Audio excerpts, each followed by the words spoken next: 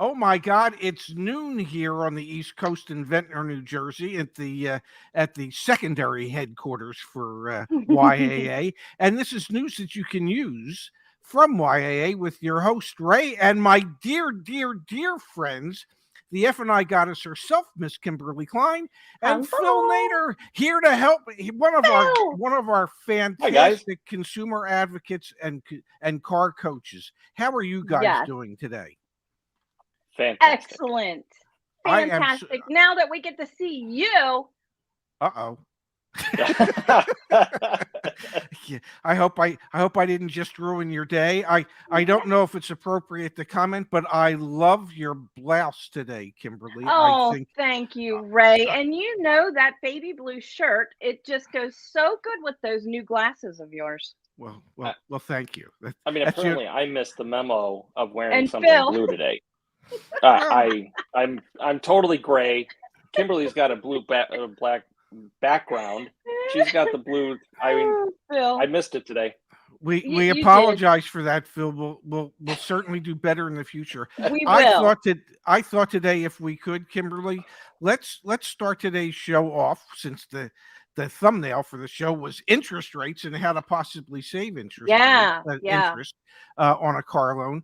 I thought perhaps we could start with you. And you said to me yesterday you were going to do some research on interest rates around the country. What were you able to find? I found a lot, but I mean a lot. I went down a rabbit hole last night looking for interest rates across the country, and I really had to narrow it down to five. I'm going to quickly go through these five because I have a point to prove, Ray. I have a point Okay. to prove, which we're going to get to at the end. All right, so listen, I'm going to start at the bottom. There's a credit union for Utah, Nevada, Arizona, Oregon, Idaho, and New Mexico called America First Credit Union. These interest rates that I'm going to be quoting you are for OAC, Ray. What's OAC? I believe that would stand for on approved credit. You Okay, got so it. you would have to actually qualify for these rates. It's not just for anybody. So they're top Exactly. tier. Yes, top tier. These are right. The top tier rates are published on their websites. However, they do have, lending for many different credit scores and credit profiles, but I'm going to quote top tier quickly. So America First 60 months is 3.49, 72 is 3.74, which is just a tick higher, but they have an Yep. 84-month term for 449. Wow. 449. Here's what Yeah. I like about them. What I like about them is they have something called a declining rate. A declining rate. Who's ever heard of a declining rate? I mean, come on. That So if you almost sounds, if I may, that almost sounds un-American. almost. I love this because if you do a 60-month term with them, the rate drops with every on-time payment. I Wow. love that. I love that. Yeah. All right. If you're in California, in Silicon Valley and surrounding counties, there's a credit union called Star One. Star One has a large loan discount, meaning if you finance over $30,000, you get a discount on the rate. And they also do Tesla financing too, guys, as well Wow. as classic cars. I was happy about classic cars until I found out what year is a classic car because What that would year make is a me classic Yeah, car? what is it? I can't talk about it because that makes Okay, I'm me sorry. classic. Okay. I'm a I classic. Well, you are a classic in any Oh number my of God. ways, Miss Kimberly. Oh, it just about killed me when I said classic car. Okay, so they do Tesla financing. They have rates that are 2.74. And what I like about them is that they have rates that are the same between 3 and 7 years. Wow, So that's the crazy. rate stays the same between that term, 3 and 7 years. I thought that was really great. So that one's in California. Now, if you're in Texas, there's a credit union called Randolph Brooks. That's around Austin, Corpus Christi, Dallas, Fort Worth, San Antonio, and surrounding areas. 60 months is 3.74. 72 is 3.74. Wow. 84 months is 525. They have Gap. So there you go. Those are the kind of rates you're looking for down in Texas. Now, the last two are nationwide. Okay. One of them, I'm sure you both have heard much of, and that's PenFed. Mm-hmm. Yeah. right? Penn Fed. Always check out Penn Fed. 60 months is 4.5%. 72 is 4.84. But I just want you all to see the difference between 60 and 72 is not that great. Okay, it's not that big of a jump. Their 84 months is 6.04. They go up to 125% on LTV. They have a loan calculator on their website. And yes, you can get GAAP. A lot of people like Penn Fed. And last, Consumers Credit Union recently went nationwide. Phil, I think they're based in Michigan. What's the name of it again? Consumers Credit Union. They recently went nationwide. Here's why I like them. New 60 months, 3.49, 72, 3.89, 84 is 4.49, you guys. That's really good for 84. Yes. And then you can get a 1/4 point off your interest rate if you do auto pay. Wow. They do used cars between 16 and 19, 2016, 2019 for very close to the same interest rate. So I really like them. Those are the 5 credit unions. I narrowed it down across the country. Why did I do this? My God, I was up till midnight. I'll tell you why. Real quick. Here's why. Because as a finance manager, I've said this many, many times, people, it's a wonderful time for a finance manager when interest rates go up. Because Phil, when you walk into my office and you're excited to buy your new car and I hit you with the 6% for 60 months, you might balk a little bit, but I'm going to say, oh, Phil, you know interest rates are going up. You know this, right? Yep. Oh, yeah. Yep. Yeah, interest rates are going. Okay. That totally makes sense. Then sign me up, because I feel like that's fair, right? Because yeah, they are going up, and they could potentially go up more. I mean, I feel safe with that. There you go. You're going to go to Tahiti, and I'm going to Tahiti, Phil, because I just marked your interest rate. If it's up to 60 months, I marked it up 2.5%. If it's 72 months, I marked it up 2%. And I made a boatload of money off of this loan.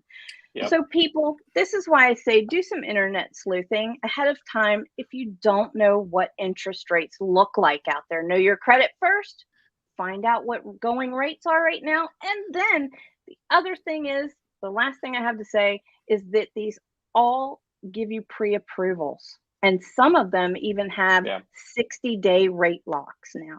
Wow. Which that's awesome. You know what I found interesting in all that research that you did?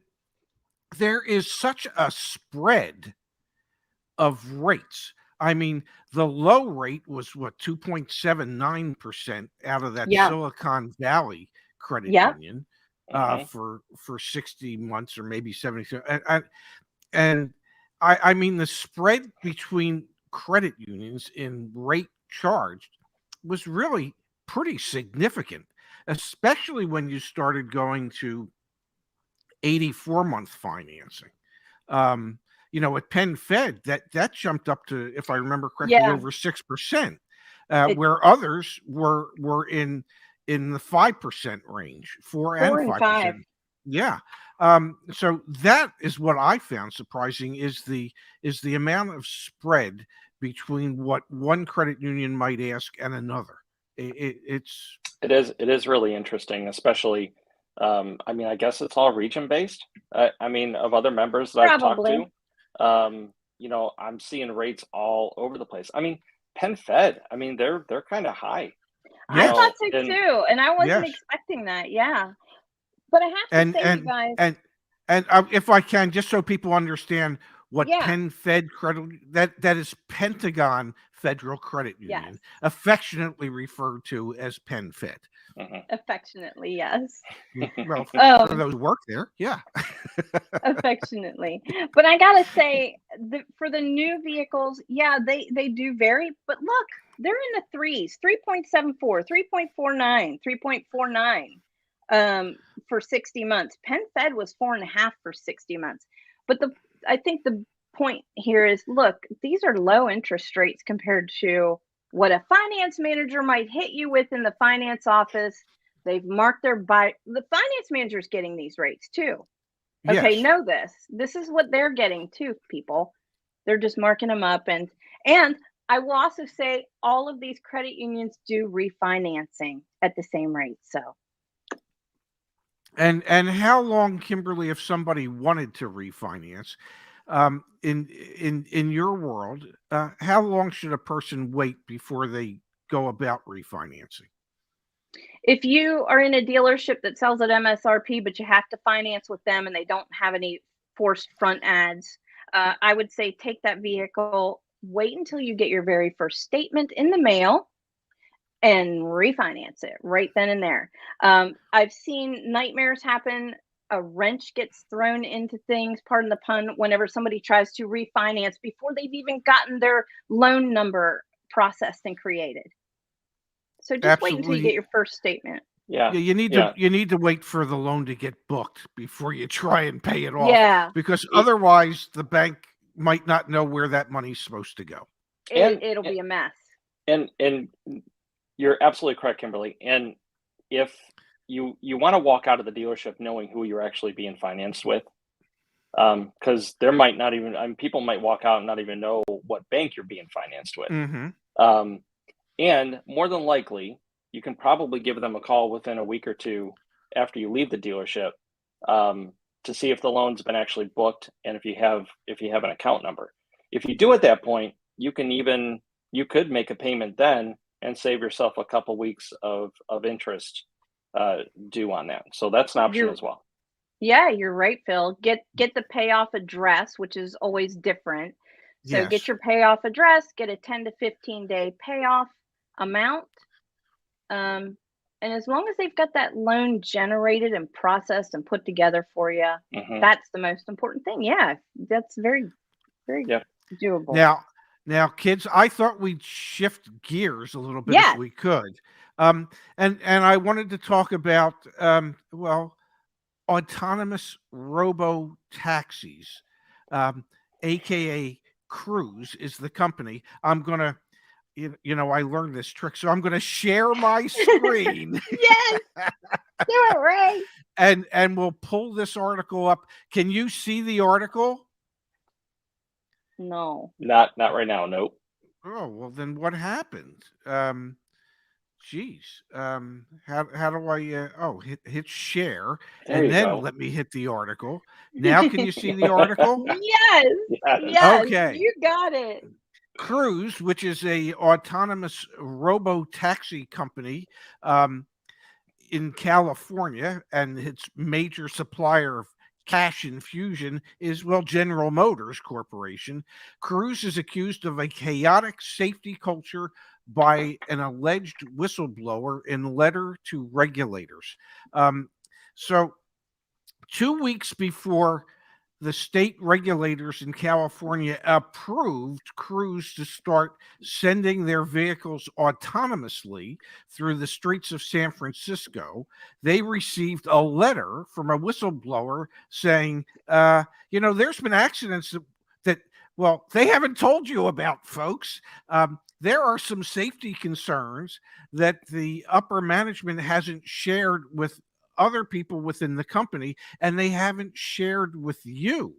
And we know, since it was approved by the commission, there's been a couple issues, well, three in particular.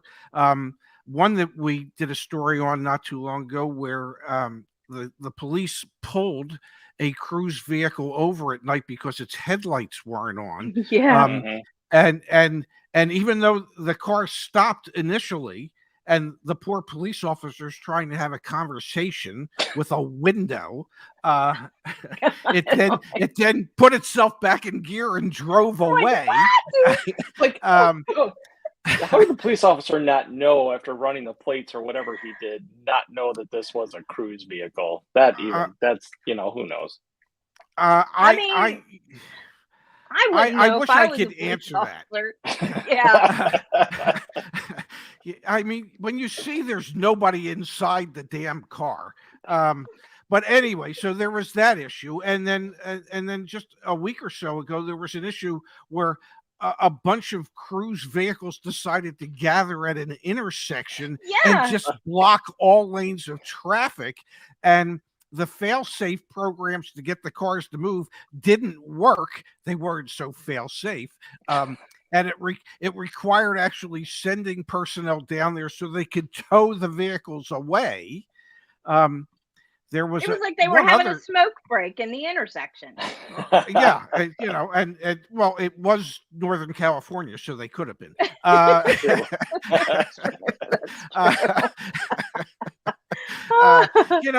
Because even computers like a toke every now and then. And then there was the unfortunate situation where a cruise vehicle just stopped, and it was actually blocking a fire truck trying to get to put out a fire, and the delay actually resulted in injuries to people. So I can't wait for those people to sue Cruise. And it's just there was a week ago we reported that one was involved in an accident because it was making a left-hand turn and decided to stop in the middle of the turn, and a Toyota Prius hit it. So I guess my take on all this is there shouldn't be autonomous robo-taxis anywhere in America. Not ready. It's not ready. And this is scary. And it's evident that their software is just it's not in a place where it needs to be able to, it's not a human driving it. It doesn't know how to interpret what to do if something gets in its way. Yes, there are obviously certain, if you want to call it fail safes, right? Yes. That they've put into the software, but it in no way can think like a human and be able to make the decisions that are needed when going through an intersection, when maybe blocking an emergency vehicle, or maybe a fire hydrant or something like that, right? They're not there yet. This shouldn't be out on the road right now. They need way more testing on this. And God forbid if something happens and someone gets hit, like a person gets hit, or something like that. Or a child, any. I mean, I get that. Obviously there are a poop ton of accidents in the United States of America every year. I get that, and most of those accidents are with humans behind the wheel. So it's not that just because a human's driving a car that we wouldn't have an accident. Sure. Because historically speaking, we're the idiots that cause the accidents. Because sometimes we do stupid stuff when we're driving. But I'm not sure that an autonomous vehicle, for instance, when I was driving in Wilmington, Delaware many, many years ago, and the hood blew up and covered the windshield of my car. Well, what would an autonomous vehicle do in a situation like that? If they were in the far left-hand lane of Interstate 95 traveling at 75 miles an hour, what would an autonomous vehicle do if suddenly something blocked their cameras? Would it just stop? Yes. So I mean, it's there are certain things you can't program. There's certain things a human doesn't necessarily know how to react to when they're confronted with it on the highways. I gotta say, as far as this article goes, I'm really glad that person wrote the anonymous letter. It didn't seem to make a difference because 2 weeks later they went ahead and approved Cruise anyway. Yes. But my 2 cents is follow the money. Number one, always follow the money. And number two, the Cruise spokesman came out and said, Cruise says the company has a transparent relationship with both the commission and other regulatory bodies, and that its executives meet with regulatory reps all the time. Well, I think what they need to do is have a transparent relationship with their actual employees to find out what is going on, because clearly, as Phil says, this isn't ready to go. I believe that tobacco industry would have told you they had a transparent relationship with U.S. government regulators, when they knew cigarette smoking caused cancer, but they didn't want to tell anybody else. Right. So, anytime there's big money involved, I don't really believe a whole bunch of what they tell you. But that's just me. Now, speaking of money. And my ability, ability to share my screen once again, perhaps I got to click on that and then hit share, and then I got to click this. I wanted to share with everybody how those in the retail side of automotive are responding to the new FTC proposed rule changes for car dealers on bait and switch advertising and charging unusual and deceptive fees for worthless items. Now, the NADA, the North American Dealers Association, has come out and said, "Oh, this is just going to cost consumers a ton of money, and we really don't need these type of regulations." And the NIADA, which is the I forget what that stands for, but it's another dealer group. They're saying it's going to cost dealers $1.4 billion in dealer costs over a decade. We've read just through going to this frost article. a lot of cookies. That's all I'm going to say. There you go. This whole article Phil. do that. Yes, it is cookie frosting time. Yes, it is. I mean, these folks probably could work at Dunkin' and frosting all donuts. But we read through this article. Phil and Kimberly, what was your takeaway on what it is or how it is that these groups are banding together to protect the status quo? They don't want their dealerships to have to change. They don't want them to have to go away from what they've been doing for so long.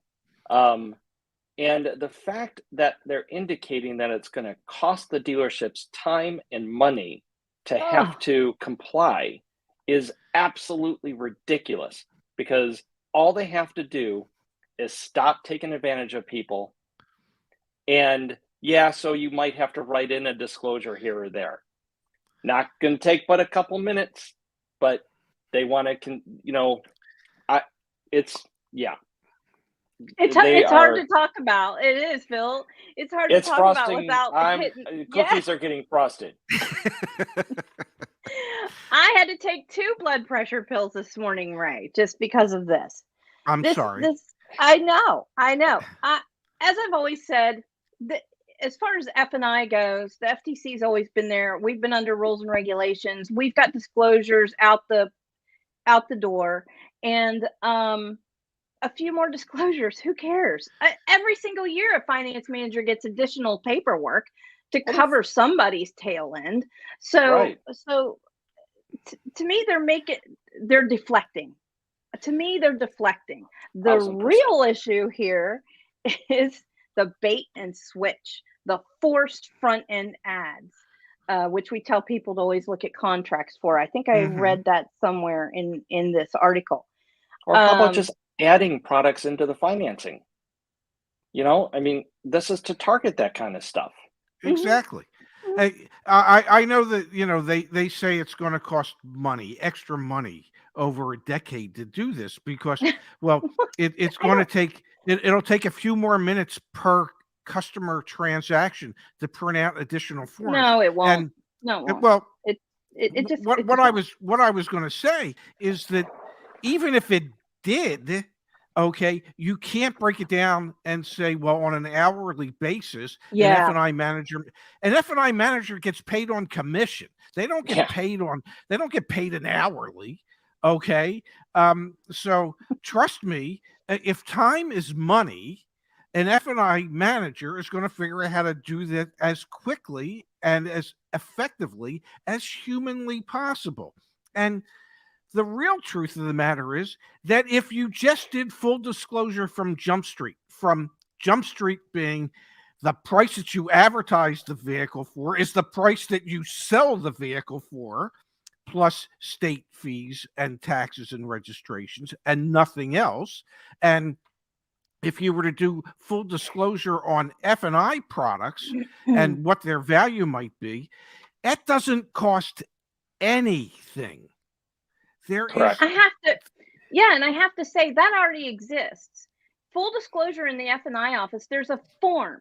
It's called a product disclosure form. And if an auditor goes in and pulls random files from the accounting department and goes through those files and does not find a signed disclosure form on all those products, you're going to get fined per deal. And it's not a little bit of money, it's a lot of bit of money. Yeah. So those are already in place. They need to be enforced.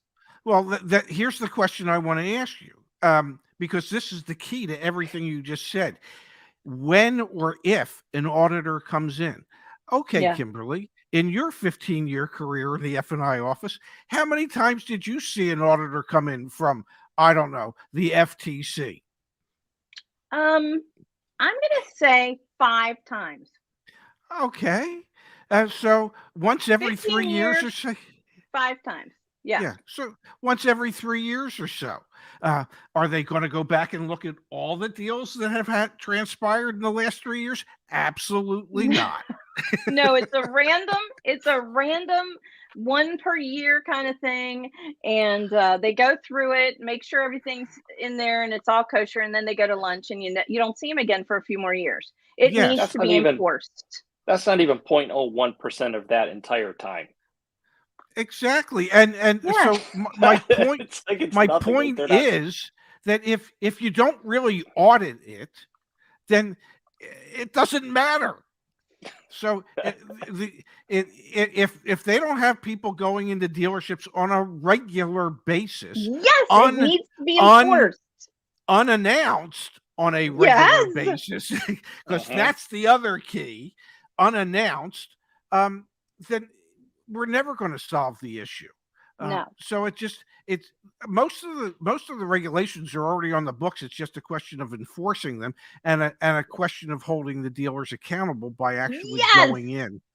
But the one Yep. thing that I want to point out from this article, and this is kind of very, something similar to what NADA said as well. They're arguing the fact that the costs are going to go up, and then also threatening that because of these costs going up, that now the consumer is going to end up paying more because they're going to have to pass that cost off to the consumer. That hurts so bad. I mean, frustrating to the point that I can't say the things that I want to say right now. yeah, no, I hear you. Yeah, no, I'm sorry. I'm sorry, Mr. Customer. Our prices are higher now because, well, the FTC is, holding us to the fire and making us the do. FTC wants to do something good, although they're really, they finally want to do something good, and then now all these groups are going to want to throw some bad press on it like that. We're going to ask you to pay more because, well, we can't cheat you like we used to. Right. Yeah. Right. Oh my God. Yeah. If I may, I want to bring up a win to close out today's show. And Phil brought this to my attention earlier today, and I want to look to see where I have it. And I don't have it up on my screen, so I'm not going to share. But Phil, I'll let you talk about our dear friend Aaron and his truck saga. Yeah. Is Aaron watching the show today? He is. I've seen him any number of times in the comments. So awesome. Wonderful. I'm sure we'll see his name again when you talk about this in greater detail. There he is. Yeah. Okay. No, Aaron, thank you for sharing your story. I know that obviously in the beginning, about the whole having to do your contract before the car came in and that whole fiasco. It looks like they ended up doing a substitution of collateral because obviously they weren't able to get the vehicle that he was looking for, but ultimately he came out ahead. He got a vehicle similar, although he had to compromise on the engine, but that seemed to be okay. But he got some additional accessories, which he ultimately wanted, but he got it free.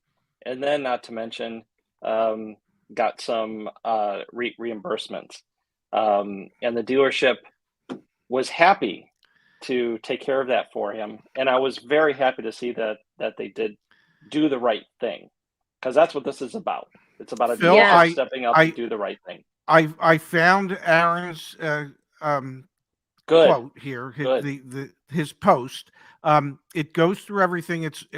And damn it, I'm not sure how to do this, but if I copy that and I go into here and I post a comment and I hit paste and I hit send, hopefully everybody now, if they'd like to, can pull the story up themselves and see it and get the actual breakdown as to the cost savings and how Aaron saved money doing this. Yes. It was without a doubt one of the ugliest situations I've ever seen a dealership fall into. But I'm happy that it worked out. Aaron, I'm glad that you took the initiative to even push this up to the dealer owner. Although it looks like you didn't get a chance to talk to him, but it looks like the GM did step up and got him taken care of. But he's right about the lesson. Don't buy a car unless it's sitting on the lot. Don't sign your contracts. Don't fall for the dealership trying to convince you that, oh no, it's on the way. We got to get this, on the books today, because that's not the case. And truth be told, the reason the general manager never let him get to the dealer principal was because the general manager wanted to keep his job. 100%, Ray. 100%. Yes. And he got a little over I'm sorry. Go ahead, Ray. Go ahead. I'm sorry. I didn't mean to cut you off. No. Go right ahead. He got a little over $4,800 in free accessories and reimbursements. Yep. That's fantastic. Especially in today's market, which means that dealers can, when pushed, do the right thing. Okay, but they have to be pushed. And in this particular case, I'm not sure that Aaron understood just how much over the barrel he had this dealership, because what they did was so far out on a limb. It really was. Yes, that they would have spent, that general manager would have spent whatever it took to make this go away. It's just that simple. And he did enough to make Aaron a very, very happy customer. And he did enough to make the situation right, and possibly could have actually done more. Yep. Yes. But I'm glad it worked out. Aaron. Aaron, Me too. Great job. I know you're in the chat. How do you like the truck? Oh, I bet he loves the truck. Can I have it on the weekends? I mean, that's a nice truck. Well, kids, believe it or not, we have killed another 33 minutes and 5 seconds. We have. I know when we sit down to do these shows, we think, my God, how are we ever going to fill a half an hour? The problem is we're getting closer and closer to figuring out how to fill an hour. I want to thank you both for being here today as able-bodied substitutes for my dear son, Zach. Yes, we miss Zach. Who is in New York City working with some other members of the team. And hopefully, Zach will be back tomorrow night, because tomorrow night on the main YAA channel, there'll be a live stream. I'm assuming it'll be at 7:00, but my son hasn't told me. So I will make myself available from, say, 6 p.m. on. Otherwise, thank you, Phil. Thank you, Kimberly. Everybody have a great weekend out there. And we will be back here on Monday at noon Eastern, 9 Pacific, with more news that you can use from YAA. Thanks, everybody. Have a great weekend. Have a good weekend. Thank you, guys. Bye-bye.